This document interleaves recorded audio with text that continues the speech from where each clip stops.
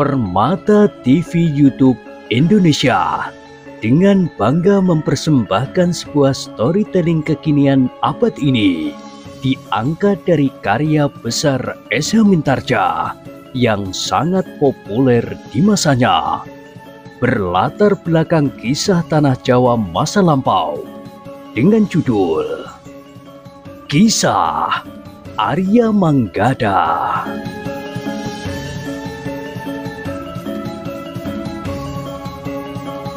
Pada kesempatan yang sangat baik ini, kita masuk pada episode yang ke-87. Selamat menikmati.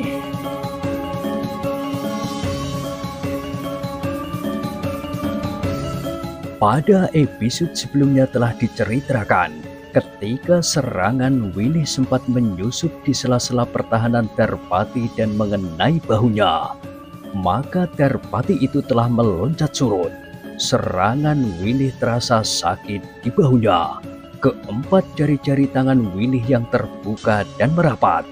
Rasa-rasanya bagaikan meretakkan tulangnya. Ternyata gadis ini memiliki ilmu iblis. Geram Darpati di dalam hatinya. Sikapnya yang seakan-akan tidak tahu apa-apa itu ternyata justru ungkapan dari kepercayaannya akan kemampuannya, sehingga ia tidak merasa gentar sama sekali. Sebenarnya lah, Winih sama sekali tidak terguncang oleh serangan-serangan Darpati yang datang beruntun, bagaikan arus ombak yang menepis tebing. Seperti kokohnya batu karang ia menghalau setiap serangan. Bahkan benturan-benturan yang terjadi memperingatkan Darpati bahwa Winih memiliki tenaga dalam yang sangat besar. Gadis itu masih muda, berkata Darpati kepada diri sendiri. Apakah sejak di dalam kandungan ibunya, ia sudah belajar olah kanuragan?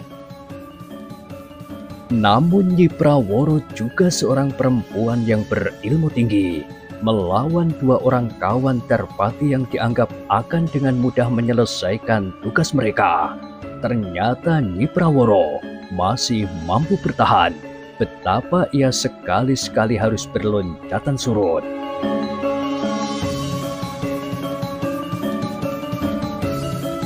Yang mencemaskan adalah Manggada dan Laksono.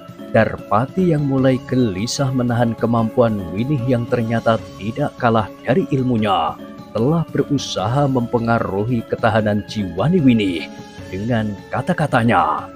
Dengan lantang Darpati berteriak, "Jangan menunggu apa-apa, bunuh kedua orang kelinci kecil itu!" Kedua orang yang melawan Manggada dan Laksono memang tidak akan mendapat banyak kesulitan. Meskipun Manggada dan Laksono pernah berguru sehingga menguasai landasan kemampuan dasar dari perguruan kecilnya, namun menghadapi dua orang berilmu tinggi, keduanya memang mengalami kesulitan. Tataran ilmu Manggada dan Laksono masih belum setingkat dengan kedua orang lawannya itu. Teriakan itu memang mempengaruhi perasaan Winih. Winih memang menjadi gelisah melihat Manggada dan Laksono. Meskipun keduanya baru dikenalnya di rumah kakeknya, tetapi justru karena keduanya diakui sebagai cucu oleh Kiai Gumroh, maka rasa-rasanya mereka sudah menjadi seperti sanak kadang sendiri. Karena itu, bagaimanapun juga Winih tidak dapat bertempur tanpa mempedulikan keadaan Manggada dan Laksono. Tetapi Winih sendiri menghadapi Darpati yang berilmu tinggi, sehingga karena itu, maka Winih memang menjadi gelisah, sebagaimana dikehendaki oleh Darpati itu. Dalam kegelisahan itu, maka Winih menjadi kurang dapat memusatkan perhatiannya kepada lawannya. Sekali-sekali Winih masih juga berusaha berpaling ke arah Manggada dan Laksono. Tetapi Manggada dan Laksono menjadi semakin terdesak ke dalam kegelapan. Sementara itu, Nyi Praworo juga masih belum dapat mengatasi lawannya. Bahkan sekali-sekali Nyi Praworo memang harus mengambil jarak untuk memperbaiki keadaannya.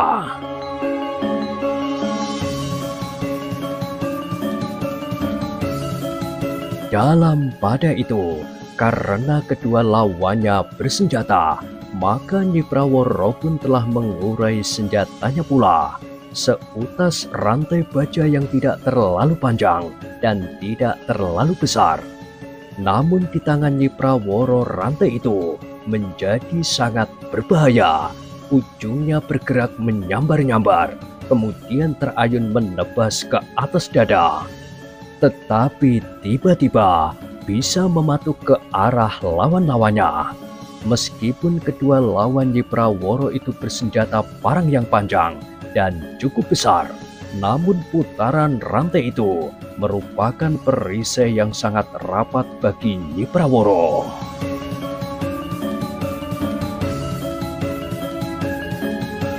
Sementara itu, Darpati masih saja berusaha untuk mempengaruhi perasaan Winih.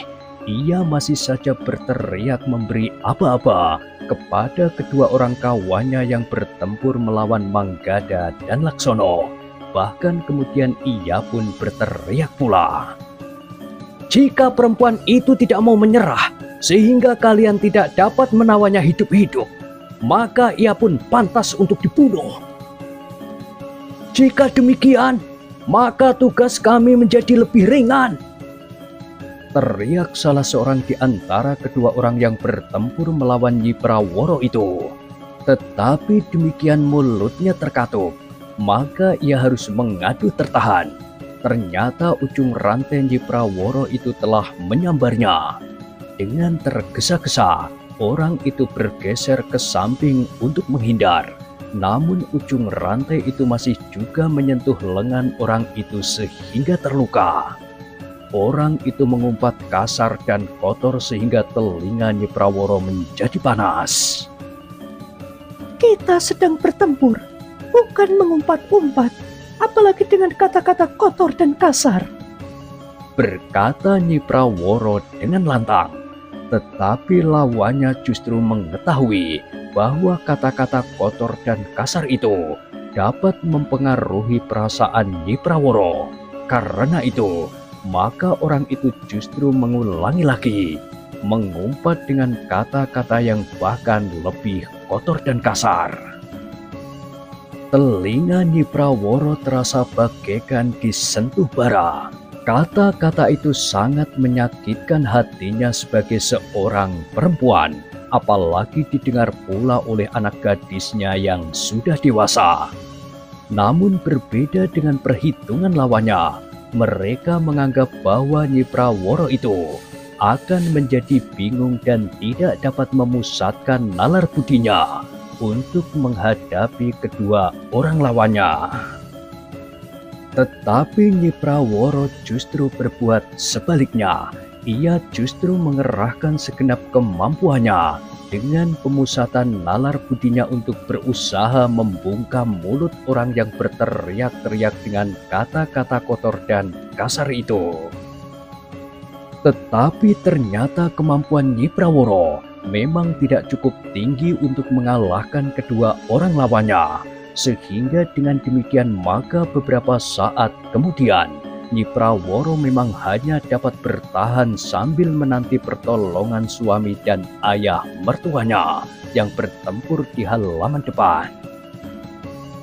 Dalam pada itu keadaan Manggada dan Laksono menjadi semakin sulit. Bahu Manggada telah terluka, demikian pula lambung Laksono. Meskipun lukanya tidak terlalu dalam, tetapi darah sudah mengalir dari luka-luka itu. "Sudah tiba saatnya kami untuk mengakhiri pertempuran yang menjemukan ini," berkata lawan Laksono. "Kalian sudah mendapatkan kesempatan untuk memperpanjang hidup kalian beberapa saat. Sekarang maka bersiaplah untuk mati." Manggada dan Laksono memang menjadi gelisah. pedang mereka segera teracu ke arah lawan-lawan mereka yang nampaknya benar-benar akan segera mengakhiri pertempuran itu. Namun sekali lagi yang tidak terduga itu terjadi. Tiba-tiba saja tanpa terdengar desah langkah kakinya, 2 ekor harimau yang sudah merunduk itu pun meloncat keluar dari persembunyiannya, menyerang kedua orang lawan Manggada dan Laksono.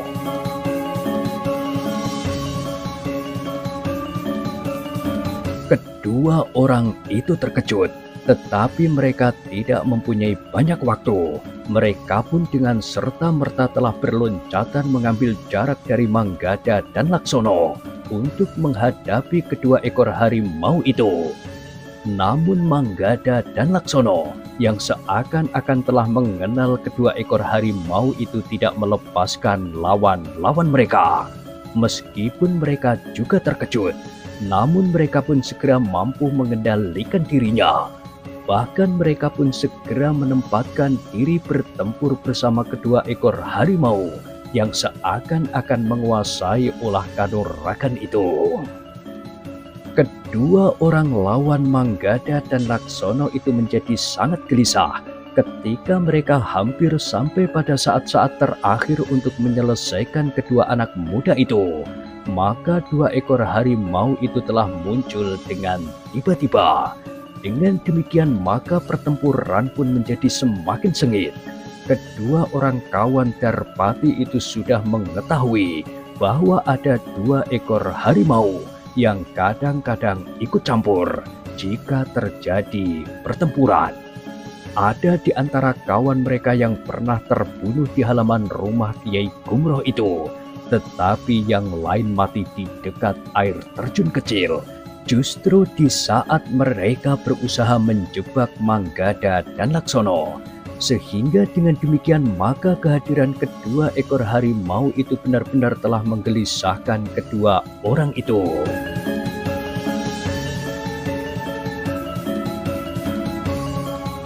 Sementara itu, Manggada dan Laksono ternyata masih juga terus menyerang mereka. Pada saat-saat mereka bertempur melawan kedua ekor harimau itu, maka Manggada dan Laksono justru ikut menyerang mereka pula. Ternyata kedua ekor harimau itu seakan-akan mampu menyesuaikan diri dengan serangan-serangan Manggada dan Laksono. Kedua ekor harimau itu tidak sebagaimana kebanyakan harimau merunduk dan kemudian meloncat menerkam sasarannya. Tetapi kedua ekor harimau itu justru mendekati lawannya, menyerang dengan kaki-kaki depannya yang berkuku tajam.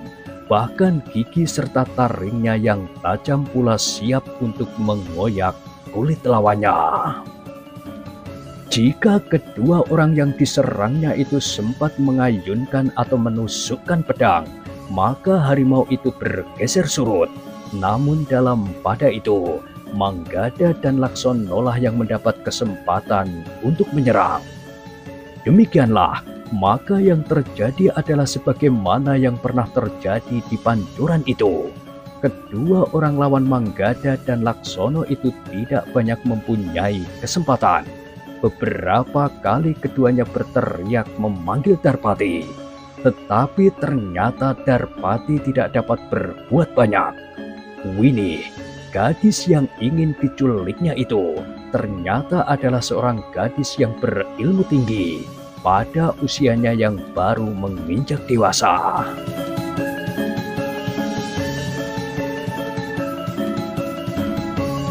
Kedua orang yang bertempur melawan Nyi Praworo pun menjadi gelisah. Mereka memang mendengar harimau itu menggeram, apalagi kedua orang kawannya memang berteriak-teriak tentang kedua ekor harimau itu. Tetapi keduanya masih terikat dalam pertempuran melawan Nyi Praworo. Namun teriakan-teriakan kawannya yang telah mulai dilukai oleh kuku-kuku harimau serta senjata Manggada dan Laksono itu telah menggelitik kedua orang itu. Karena itu, maka salah seorang dari mereka pun telah meninggalkan Nyi Praworo untuk melihat keadaan kedua orang kawannya. Tetapi usaha itu sama sekali tidak menolong. Seorang yang harus bertempur melawan Nyi Praworo itu pun telah mengalami kesulitan pula. Rantai Nyi Praworo telah menyentuh tubuhnya lagi. Bahkan hampir saja mata orang itu dipatuk oleh ujung rantai Nyi Praworo yang menjadi semakin garang. Darpati menyadari bahwa keadaannya serta kawan-kawannya menjadi semakin sulit. Karena itu, maka Darpati tidak dapat berpegang pada keinginannya saja. Dia harus menentukan sikap dalam keadaan yang sulit itu. Karena itu, maka niatnya untuk mengambil Winih dalam keadaan yang utuh pun telah ditinggalkannya. Ternyata Winih bukan lagi sebuah golek kencana yang manis, yang hanya mampu tersenyum luruh dalam keadaan apapun, serta diperlukan bagaimanapun. Juga bukan sekuntum kembang melati yang putih bersih, dengan baunya yang wangi. Tetapi Winih adalah sekuntum kembang mawar yang meskipun semerbak tetapi berduri tajam. Karena itu, maka Darpati pun telah menarik senjatanya. Sehelai pedang yang berkilat-kilat memantulkan cahaya oncor di serambi rumah Kiai Gumroh. "Aku memang harus bersungguh-sungguh, Winih," geram Darpati. "Kau sama sekali bukan lagi gadis yang menarik buatku. Bagiku sekarang, kau tidak lebih dari sesosok peri yang cantik berbau wangi, tetapi pada suatu saat akan dapat menghisap darahku sampai kering." "Bukan pada suatu saat, Darpati, tetapi sekarang," jawab Winih yang juga mengurai senjatanya. Seperti senjata ibunya, seutas rantai baja putih yang mengkilap. "Jangan menyesali diri, Darpati. Desis Winih. Kawan-kawanmu akan mati. Harimau-harimau itu ternyata memiliki kepandaian yang lebih dari sejenisnya. Mereka seakan-akan mengerti kapan mereka harus mengaum menggetarkan jantung dan kapan mereka harus menyerang dengan diam-diam. Tetapi jangan menangisi kematian kawan-kawanmu itu." Darpati memang menjadi semakin garang. Dengan ilmu pedangnya yang tinggi, ia menyerang Winih dengan cepat. Pedangnya berputaran terayun, mematuk dan menebas dengan cepatnya. Sehelai pedang Darpati itu seakan-akan telah berubah menjadi beberapa helai pedang yang tajam berkilauan. Tetapi rantai Winih yang berputaran itu bagaikan kabut putih yang melindungi seluruh tubuhnya, sehingga berapapun banyak ujung pedang yang menyerang dari segala arah akan membentur perisai kabut yang putih itu.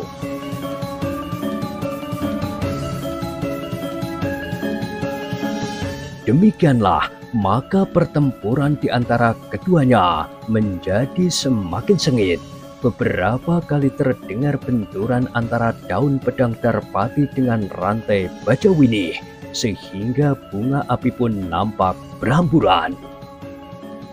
Sementara itu ketiga orang yang bertempur melawan Manggada dan Laksono benar-benar tidak dapat tertolong lagi. Kedua ekor harimau itu dengan garangnya telah mengoyak kulit mereka dengan kuku-kukunya yang tajam.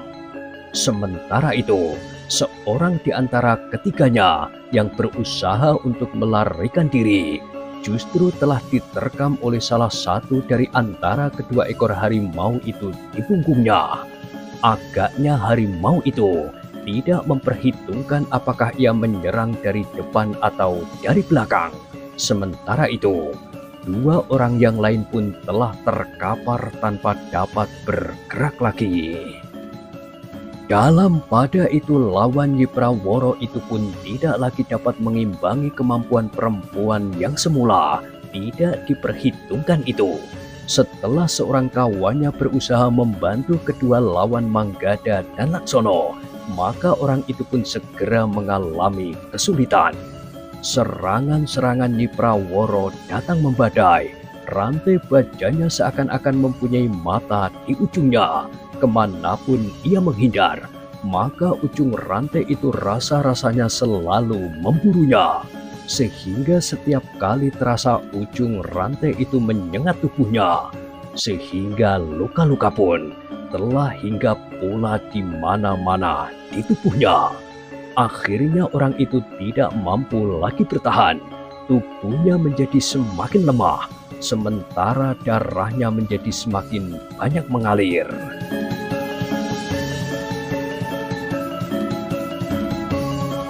Nyi Praworo yang melihat lawannya tidak berdaya lagi, telah menghentikan serangannya. Sambil melipat rantainya, ia bertanya, "Apakah kau masih akan melawan?" "Tidak." Suara itu bergetar, kekuatannya seakan-akan telah terhisap habis. "Pengecut kau!" teriak Darpati yang mendengar suaranya. "Jika kau menyerah, maka akulah nanti yang akan membunuhmu." Tetapi Winihlah yang menyahut, "Kau tidak akan dapat membunuhnya, Darpati. Kita masih belum tahu siapa di antara kita yang akan menang." Darpati menggeram, namun rantai baja Winih hampir saja menyambar keningnya.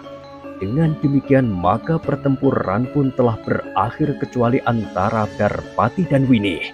Ketiga orang yang bertempur melawan Manggada dan Laksono telah terbunuh dengan luka-luka yang segera dapat diketahui bahwa luka itu bukan luka oleh ujung-ujung pedang Manggada dan Laksono. Seorang laki yang ditinggalkan kawannya bertempur melawan Nyi Praworo telah menjadi tidak berdaya. Sementara itu, Darpati tidak dapat mengingkari kenyataan, tetapi ia pun merasa bahwa ia tidak mungkin dapat melarikan diri. 2 ekor harimau yang masih berkeliaran di halaman itu tentu akan membantu mengejarnya.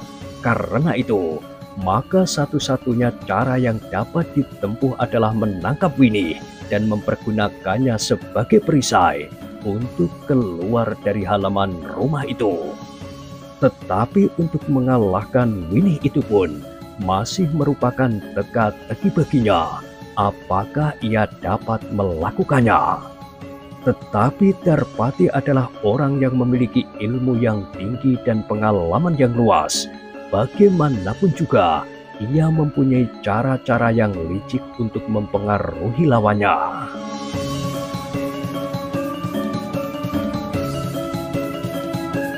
Ketika rantai baja Winih rasa-rasanya semakin berbahaya baginya, bahkan rasa-rasanya ujung-ujung rantai itu sudah mulai menyentuh pakaiannya, maka Darpati justru telah berdesis, "Winih, pertempuran di antara kita adalah pertempuran yang tidak adil." "Kenapa?" bertanya Winih yang tetap berhati-hati. Ia sudah memperhitungkan bahwa Darpati ingin memecah perhatiannya. "Kau nampaknya bersungguh-sungguh ingin membunuhku," desis Darpati. "Jika kau menyerah, aku tidak akan membunuhmu," jawab Winih sambil meloncat memutar rantainya. Ketika ia menggeliat, maka rantainya itu pun seakan-akan ikut menggeliat pula. Tiba-tiba saja ujung rantai itu seolah-olah terjulur lurus menusuk ke arah jantung. Darpati dengan tergesa-gesa meloncat surut. Ujung rantai Winih memang belum berhasil menggapai sasaran. Dalam pada itu, Darpati berdesis, "Winih, sebenarnya lah jika aku ingin membunuhmu, maka kau memang sudah mati. Aku sebenarnya memang berniat untuk melakukannya. Tetapi setiap kali aku memandang wajahmu yang cantik, aku menjadi ragu-ragu. Bagaimanapun juga aku harus mengakui bahwa aku mencintaimu." "Cukup," bentak Winih sambil menyerang. Sementara Darpati pun telah bergeser lagi beberapa langkah surut. "Winih, kenapa kita harus berdiri berseberangan? Apakah kita tidak dapat memilih jalan kita sendiri? Kita masing-masing meninggalkan landasan tempat kita berdiri. Kita menjadi orang lain sama sekali. Tidak di pihakmu tetapi juga tidak di pihakku.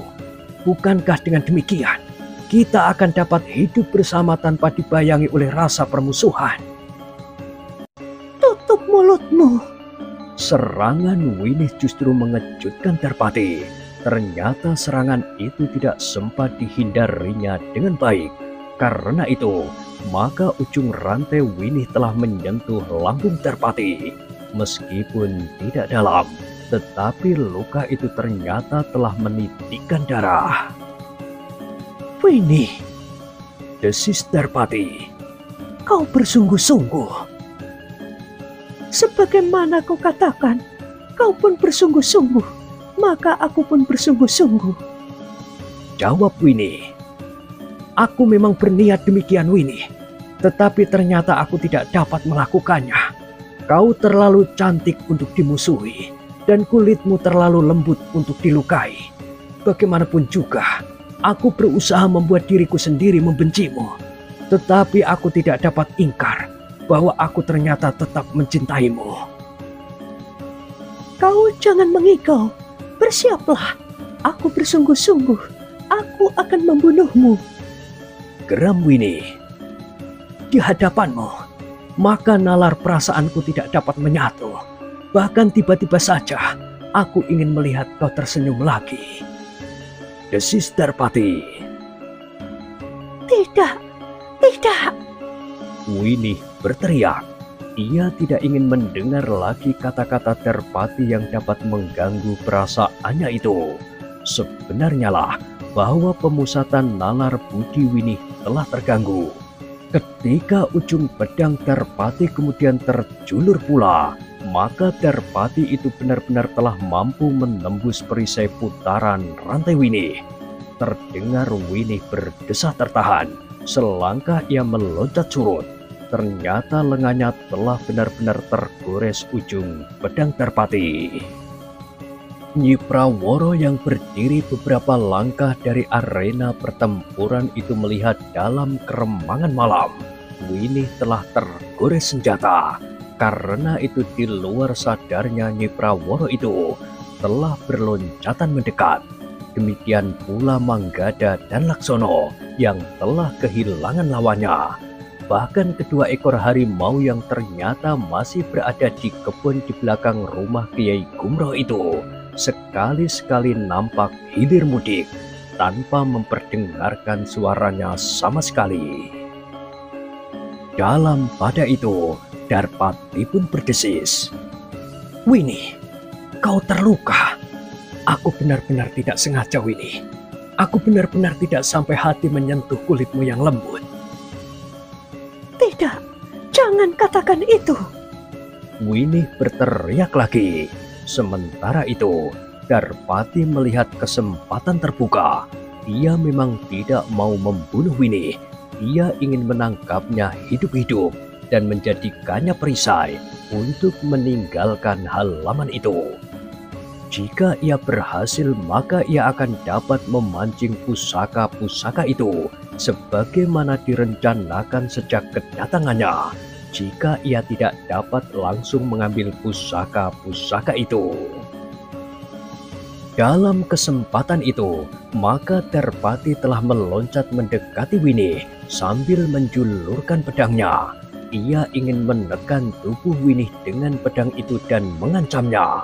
Sementara tangannya yang lain akan berusaha menangkap pergelangan Winih pada tangan yang memegangi senjatanya.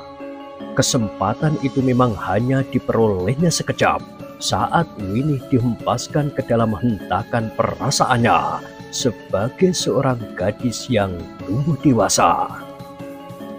Jika keperkasaan gadis itu kembali lagi menguasainya, serta kesadaran ilmunya yang tinggi menghentaknya, maka kecil sekali harapan Darpati untuk dapat melindungi dirinya sendiri.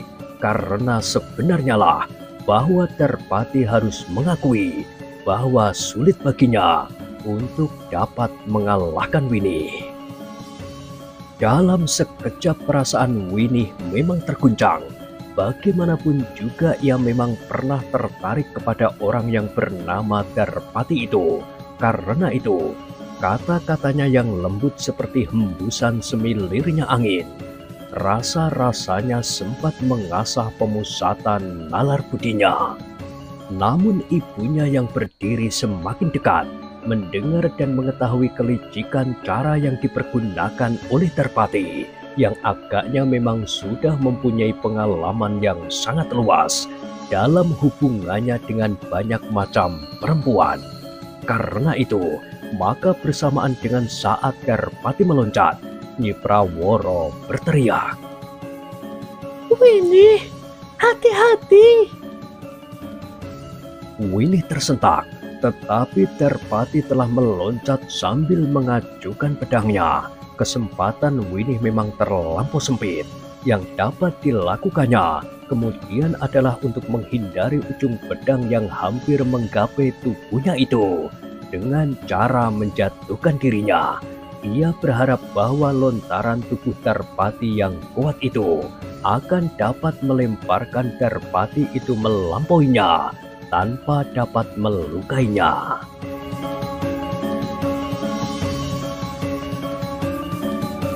Tetapi Darpati tidak menyerangnya dengan sepenuh tenaga. Darpati hanya ingin mengancamnya. Karena itu, ketika Winnie menjatuhkan dirinya untuk menghindar, maka daya dorong tubuh Darpati tidak cukup melontarkan tubuhnya melewati tubuh Winnie yang sudah siap melemparkannya semakin jauh dengan kedua kakinya.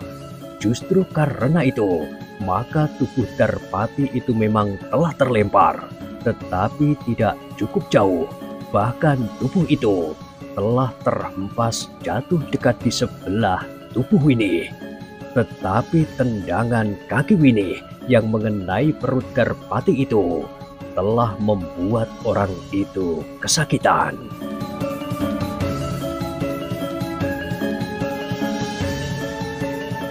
Nah, bagaimanakah kisah selanjutnya? Silahkan ikuti terus kisah Arya Manggada pada episode berikutnya. Sampai jumpa.